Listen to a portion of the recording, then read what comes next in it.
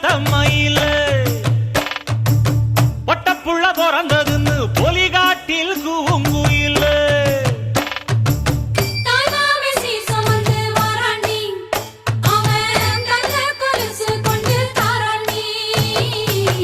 இரு சுமந்த சாதிசனவே ஆறு கடந்தா ஊரு வருமே சீர் சுமந்த சாதிசனவே ஆறு கடந்தா